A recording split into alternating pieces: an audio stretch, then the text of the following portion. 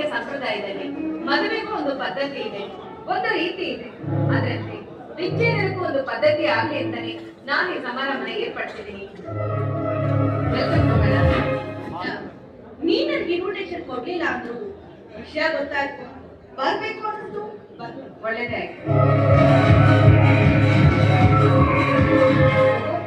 ಅಮೃತೇಶ್ವರ, ನಾಚಿಕೆ ಸಂಕೋಚ ಪಟ್ಟು ಬರ್ಲಿಕ್ಕಿಲ್ಲ ಎಂದು ತಿಳ್ಕೊಂಡಿದ್ದೆ, ಬಂದೇ ಬಿಟ್ರ?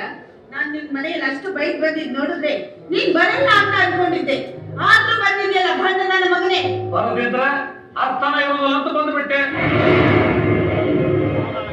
ಕೋಟೇಶ್ವರಿ ಅವರ ನೀವಿಲ್ಲಿ ಯಾಕಂದ್ರೆ ಗಾಬರಿ ಆಗ್ಬಿಟ್ರಿ? ಅವತ್ ನಿಮ್ಗೆ ಹುಷಾರಿಲ್ಲ ಅಂತ ನಿಮ್ ಮನೆಗ್ ಬಂದಾಗ ಐಸಿರಿಯವರ ಬಟ್ಟೆ ಮತ್ತೆ ಚಪ್ಪಲಿ ನೋಡೇ ತಿಳ್ಕೊಂಡೆ ನೀವಿಬ್ರು ಗಂಡ ಹೆಂಡತಿ ಅಂತ. ಬಿಡಿ, ಒಳ್ಳೇದಾಯ್ತು. ಎಲ್ಲಾ ತಿಳಿದುಕೊಂಡು ಪೂರ್ವ ಸಿದ್ಧತೆಯಲ್ಲೇ ಬಂದ್ಬಿಟ್ಟ. ಅಚ್ಚ, ಬಹಳ ಆಶೀರ್ವಾದಿ ನೀವು. ವಿಚ್ಛೇದನ ಯಾಕೆ ಬೇಕು ಅಂತ ಹೇಳ್ತೀರಾ? ಹೇಳಿರಿ, ಗೊತ್ತು ಐತಿ. ನನಗೆ ಹೇಳಿದ್ದೀರಿ, ಆದ್ರೆ ಮದುವೆಗೆ ಸಾಕ್ಷಿಯಾದ ಈ ಸಮಾಜಕ್ಕೆ ಹೇಳ್ಬೇಕಲ್ಲ. ಇಲ್ಲ ಅಂದ್ರೆ ನಿಮ್ ಹೆಂಡತಿ ಹತ್ರ ಇನ್ನೊಂದು ತಪ್ಪೈತಿ.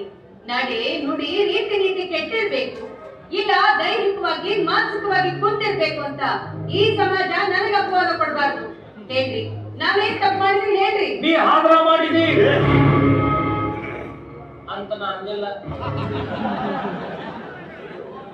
ಅಲಕ್ಷ್ಯ ಮಾಡಿದಿ, ಹೋಗಿದ್ದೀನಿ ಅಂತ ನಂದಿಲ್ಲ. ಒಂದು ಕೂದಲಿ ಅಷ್ಟು ತಪ್ಪು ನಿನ್ನಿಂದ ಆಗಿಲ್ಲ. ನಿನಗೇನಂದ್ರ ಬಾಯ ಒಳ ಬರ್ತಾವ. ಇದ್ರಿ ಯಜಮಾನ್ರೆ, ಎಂತ ಕಠಿಣ ಪ್ರಸಂಗ ಬಂದ್ರು ಕೈ ಬಿಡೋದಿಲ್ಲ ಅಂತ ಪ್ರಮಾಣ ಮಾಡಿದ್ರಿ. ಧರ್ಮೇಚ ಅರ್ಥೇಚ ಕಾಮೇಚ ನಾತಿ ಚರಮೆ ಅಂತ ಪ್ರಮಾಣ ಮಾಡಿದ್ರಿ. ಅದನ್ನು ಹೇಳಿಸಿದವರು ನಾನೇ ಅಲ್ವೇನಮ್ಮ. ಮಂತ್ರ ಹೇಳಿ ಹಾಕ್ಸಿದ ತಾಳಿಯ 3 ಗಂಟೆನ ಮಂತ್ರ ಹೇಳುತ್ತಲೇ ಬಿಚ್ಚಿಸ್ರಿ.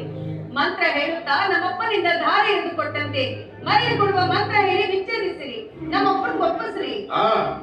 ಅವನೇನ ಬ್ಯಾಡ ಅಂತ ಕತ್ತಿಗಾಯ್ತು ಹೊಡೆದೋಗ್ತಾನಮ್ಮ.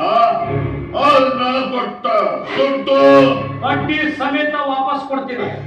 ಕೊಡ್ತೀಯಪ್ಪ, ಕೊಡದ ಏನ್ ಮಾಡ್ಯ? ಆದ್ರೆ ನನ್ನ ಮಗಳಲ್ಲಿ ನಿಮಗೆ ಧಾರೆ ಕೊಡುವಾಗ ಹಂಗಿತ್ಲೋ ಅನ್ನ ಕಳಿಸ್ಕೊಡೋ, ಕಳ್ಸ್ಕೊಂಡು ಹೋಗ್ತೀನಿ. ಅದು ಹೇಗೆ ಸಾಧ್ಯ? ಉಂಡ ಅನ್ನ ಹೊಟ್ಟೆ ಸೇರುತ್ತೆ, ಕೊಟ್ಟ ಕನ್ನೆ ಕಳ್ಸ್ಕೊಂಡು ಹೆಂಡತಿ ಆಗೋದು ಸಹಜ ಯಜಮಾನ್ರೆ.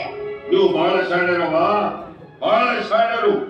ಆದ್ರೆ ನಿಮ್ಮಷ್ಟು ಶಾಣೆ ಅಲ್ಲ ಈ ಕೋಡಬುತ್ತಿ ಜಾಣಪ್ಪ. ಒಟ್ಟು ನನ್ನ ಮಗಳು ಮೊದಲು ಹೆಂಗಿದ್ಲು ಹಂಗ ಬೇಕು. ಹಲೋ, ಬೆಂದ ಅಕ್ಕಿ ಅನ್ನ ಆಗುತ್ತೆ, ಹೆಂಡತಿ ತಾಯಿ ಕೂಡ ಆಗ್ತಾಳೆ. ಬಾಯಿಗಿಟ್ಟ ಅನ್ನ ಕೈ ತಪ್ಪಿ ಕೆಳಗಡೆ ಬಿದ್ರೆ